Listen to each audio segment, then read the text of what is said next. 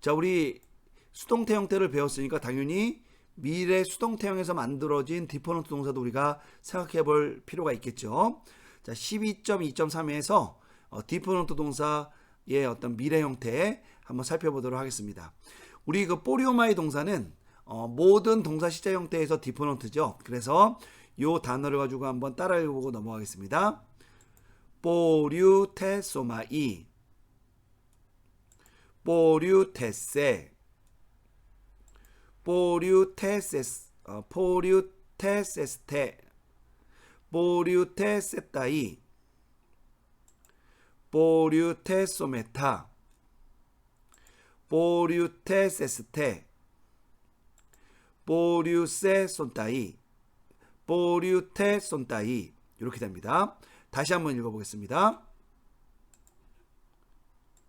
포류테소마이, 포류테세, 포류테세타이, 포류테소메타, 포류세세타이, 포류테세스테, 포류세손타이 이렇게 됩니다. 여러분이 이 형태는 우리 아까 제1부정과거 미래 수동태 형태와 완전히 동일하다라는 건 우리 여러분이 이미 느끼셨을 것이고요. 다만 얘가 수동태형에서 만들어진 디퍼런트이기 때문에 뜻은 능동이 된다는 것 여러분 기억하시면 되겠고요. 기노마이 동사의 미래 수동태 형태도 이제 이런 패턴으로 만들어지는데 어간이 게네가 되었다라는 점만 주의하시면 됩니다. 따라 읽어보고 넘어가겠습니다.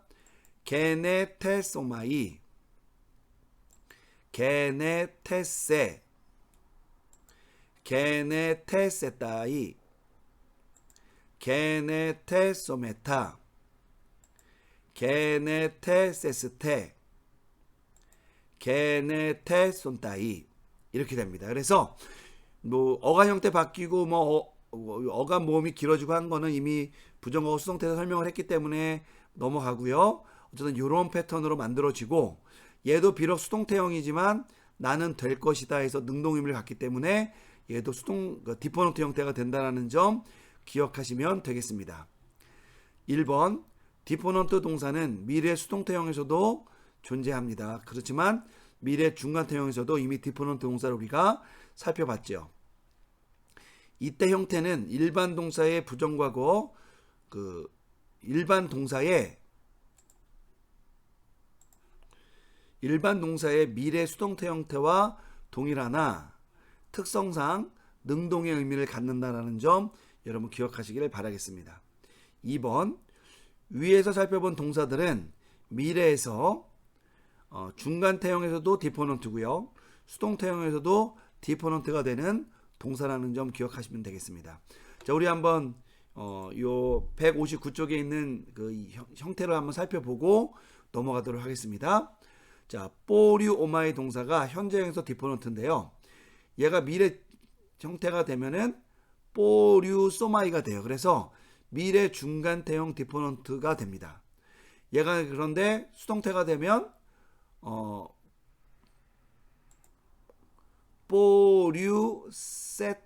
포류테소마이 이렇게 돼서 요것이 테소마이가 붙어서 수동태 형태가 됐지만 의미상으로는 이제 능동 의미를 가져서 디퍼런트가 된다는 겁니다. 그래서 포리오마이, 포류소마이, 포류테소마이 이렇게 사용되고요. 의미는 완전히 동일합니다. 여기 오타가 있어서 수정했습니다. 다음 단어는 기노마이인데요. 얘가 미래 중간태 형태가 되면 게네소마이가 됩니다. 그래서 디퍼런트가 되고요. 얘가 수동태 형태가 되면 게네테소마이가 되는데 얘도 능동 의미를 갖기 때문에 이제 디퍼런트 형태가 된다는 것 주의하시면 되겠습니다. 자, 아포크리노마이 같은 경우에도요. 얘가 미래 중간태 형태에서도 미래 수동태 형태에서도 모두 이제 디퍼런트 형태가 된다는 건데 다만 이제 미래 중간태 형태에서는 요 뉘 때문에 시그마가 탈락하고 변형이 일어났다는 점만 주의하시면 되겠습니다. 한번 따라 읽어보고 넘어갈게요. 아포크리노마이 이렇게 되고요. 얘가 미래 중간태형의 디퍼런트가 되면 아포크리누마이 이렇게 되고요. 이렇게 모음이 변형된 것에 대해서는 우리 나중에 19가의 부분에 가면은 이 단축 규칙이라는 걸 배우게 됩니다. 그리고 20과에 가면 이제 또 유음 동사에 대해서 배우게 되거든요. 그 부분에서 이 부분을 살펴보겠고요. 자, 미래 수동태형에서 만들어진 디포넌트가 되면 아포크리 테소마이 이렇게 돼서 뜻이 나는 대답할 것이다라는 형태가 만들어집니다. 그러니까 여러분들이 이 형태들은 사실은 부정과거에서도 동일하게 이렇게 디포넌트 형태가 되는 어떤 그 예와 동일합니다. 왜냐하면 어간을 공유하니까 이런 특징을 모두 공유한다라고 이해하시면 될 것 같아요. 그래서 여러분이 이 점을 좀 주의해서 이런 단어들을 좀 기억해 놓으면 도움이 될 것입니다. 자, 우리 그러면 12.2.4에서 분해하기 한번 보겠는데요. 자, 우리 맨 마지막에 나온 단어 하나만 보도록 하겠습니다. 그라페세타이 한번 볼게요. 여러분, 이 단어를 딱 보면 우리가 그라퍼 동사에서 왔다는 건 감이 오죠. 왜냐면 그라프라는 게 보이니까. 하지만 얘를 기억할 때 항상 부정과거 수동태에서든 미래 수동태에서든 얘는 제2 미래, 제2 부정과거 형태, 수동태 형태가 된다라는 걸 꼭 기억하셔야 돼요. 그래서 예를 들면은 이제 부정과거 미래형, 부정과거 수동태형이나 미래 수동태 형태나 가장 큰 특징이 테타 엡실론인데 그 테타가 탈락하는 현상이 요 그라퍼 동사에서 발생한다 그랬잖아요. 자, 그리고 나서 얘는 앞에 엡실론이 없고 뒤에 시그마가 첨가된 걸 보니까 얘는 부정과거 형태가 아니라 미래 형태죠. 그래서 우리가 분해보면 이렇게 되죠. 그라퍼 동사에 제2 미래 수동태 직설법 단수 3인칭 이렇게 해서 그것이 기록될 것이다 라고 여러분 이렇게 번역을 하면 되는 겁니다.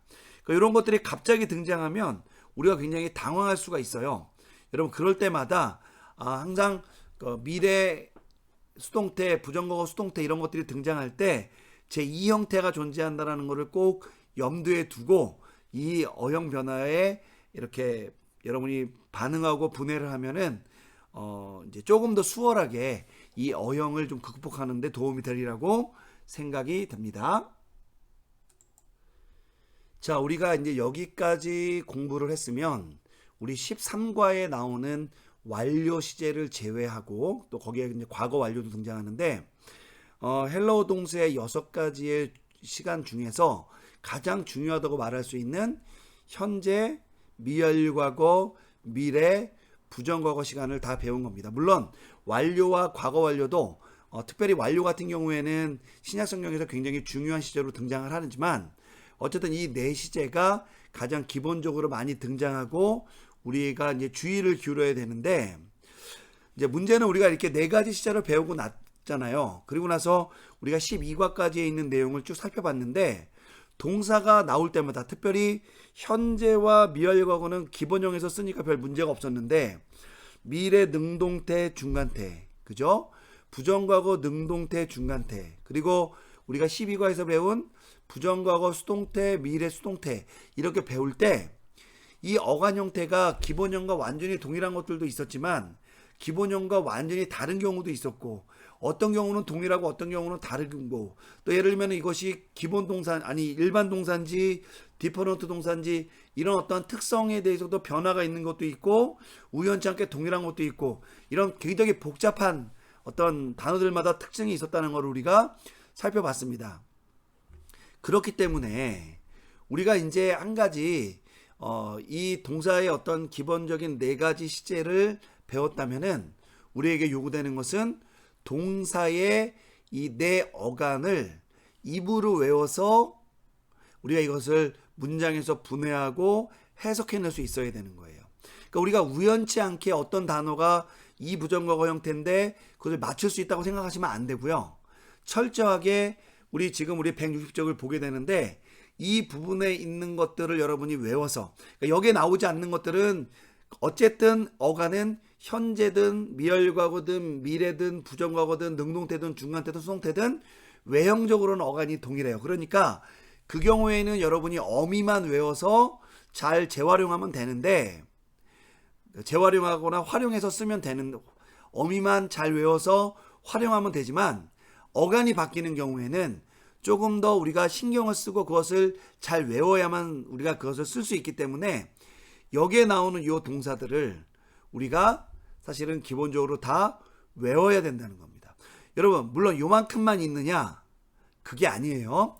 우리 교재는 약 한 400여 개의 단어, 문법을 쓰기 위해서 굉장히 많이 사용된 단어의 빈도수를 고려해서 약 400개의 단어로 제가 이 우리 교재를 썼어요. 그래서 그 안에서 등장하는 이 동사, 특별히 이 제2 부정과거형 또 어간이 바뀌는 형태를 뽑아봤을 때 최소한도로 이 정도가 존재한다라고 말씀을 드리는 겁니다. 원래는 훨씬 더 많아요. 그러니까 우리가 사실은 이 기본 문법을 배울 때 이런 것들을 현재 잘 외워놔야만 우리가 이후에 성경을 읽거나 향후 공부를 할 때 여러분 이제 여기에다가 덧붙여서 다른 내용들을 우리가 또 활용시키고 써먹을 수가 있다는 겁니다. 그래서 제가 한번 이 시간에 여기 있는 내용을 소리내서 읽어 드릴 테니까 여러분이 이 부분을 반복적으로 공부를 해서 여러분 입술에 붙이고 눈에 익숙하게 만드셔야 된다는 것 말씀드립니다. 자, 우리 한번 첫 번째 있는 단어부터 기본형, 현재형이죠. 그리고 미래 능동태형, 물론 어간으로 치자면 미래 중간태형태도 포함되겠죠. 그리고 제2 부정과거 능동형인데 여러분 어간 형태로 치면 중간태 형태도 여기 포함되겠죠. 그죠?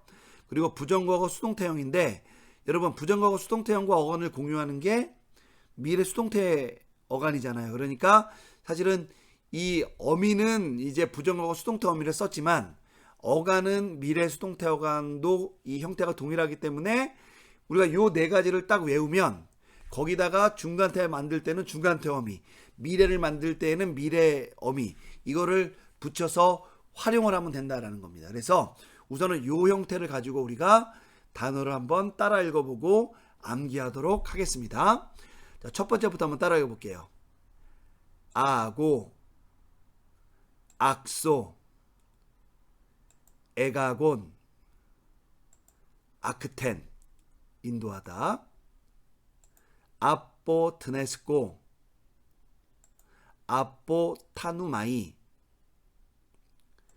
아페 타논, 부정과거 수동태 형태는 없습니다.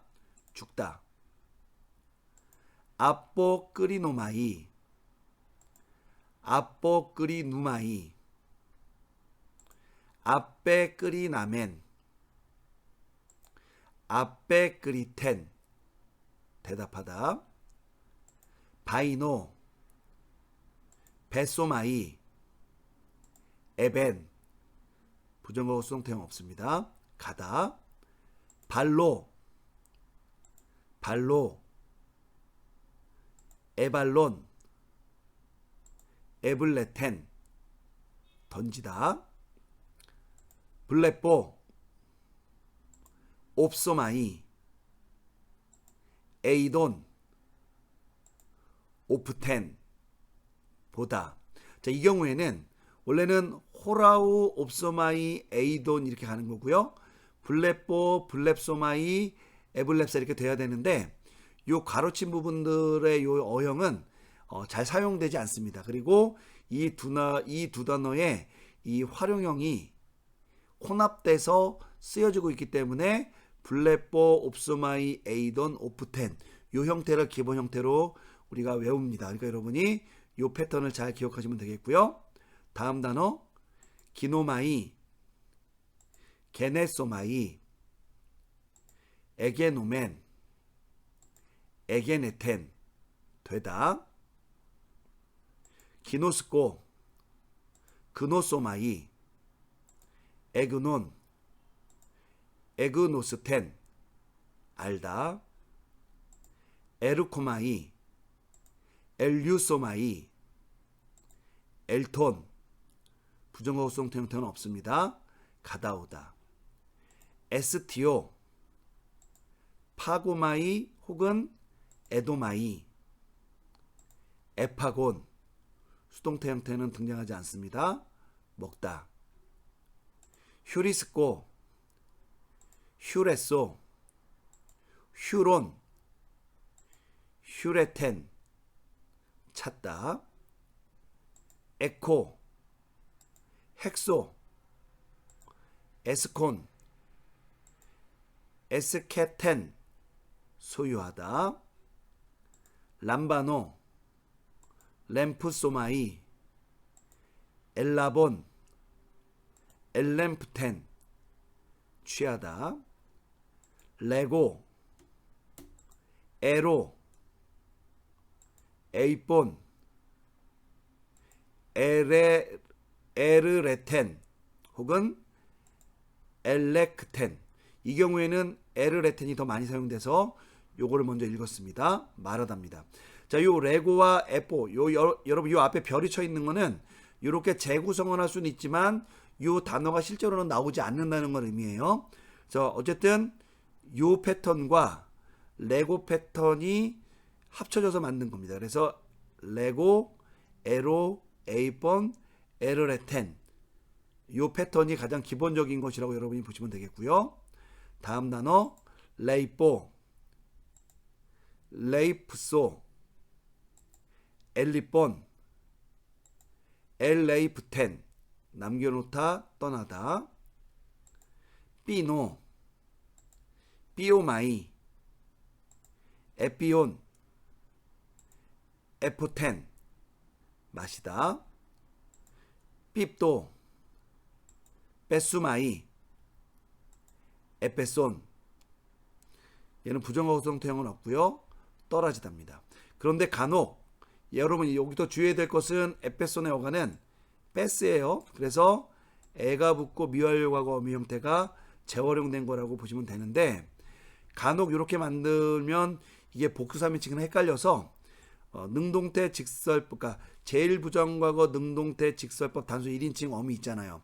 그리고 그거에 따른 활용의 그 어미 시그마를 뗀 그 모음자만 여기다 붙여서 쓰는 경우가 있어요. 그래서 에페스아 이렇게. 근데 우리가 얼핏 보기에는 에페사가 돼서 이거 마치 싸쌌을 때처럼 보이지만 얘는 그게 아니라 어미만 1부정과거 형태의 그 모음자를 재활용한 것이다라고 보시면 되겠습니다. 다음 단어 스트레포, 스트랩소, 에스트랩사, 에스트라펜 돌아서다. 소조, 소소, 에소사, 에소텐 구원하다. 카이로, 카레소마이. 자, 부정어가 형태는 나오지 않고요. 그리고 에카렌 기뻐하다 이렇게 됩니다. 자, 이 경우에는 여기가 지금 없기 때문에 혹시 이게 디퍼런트가 아닐까라는 의구심을 갖게 하는데 실제로는 디퍼런트로 이해되는 경우도 있지만 사실상 이제 디퍼런트는 아닌 것으로 우리가 생각을 합니다. 그래서 이게 기뻐하다가 되니까 수동태가 되니까 기뻐하게 되는 것이 되다 이런 뜻이에요. 그래서 결국 기뻐하다 이렇게 되는 겁니다. 어쨌든 이 형태는 조금 우리가 주의를 할 필요가 있다는 겁니다. 어쨌든 여러분 12.3에 나오는 이 단어들 있잖아요. 이 네 가지 형태를 기준으로 해서 이 단어들을 익숙하게 해놓는 것이 여러분의 향후 공부를 위해 굉장히 유익하다는 점 다시 강조하고요. 자, 우리 이 12.4에 나오는 어휘 우리 읽어보고 기초문장 연습 해보시면 되겠습니다. 동사 아 놓이고 열다인데 단어장을 여러분이 참조하시면 되겠고요. 아뽀 끄리노마이 대답하다 이식과 참조하시면 되겠고요. 아포스텔로 보내다 이식과 참조하시고요.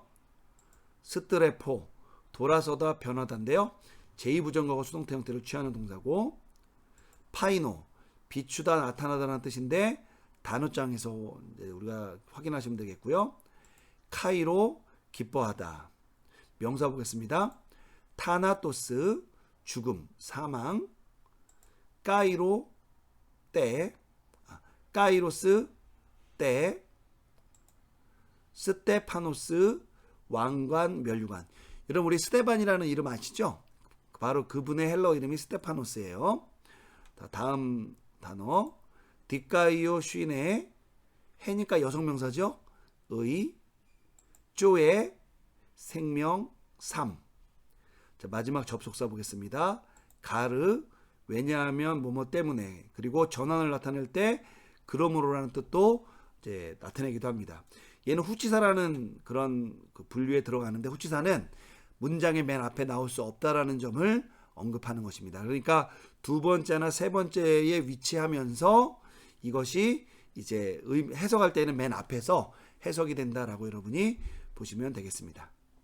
수고하셨습니다.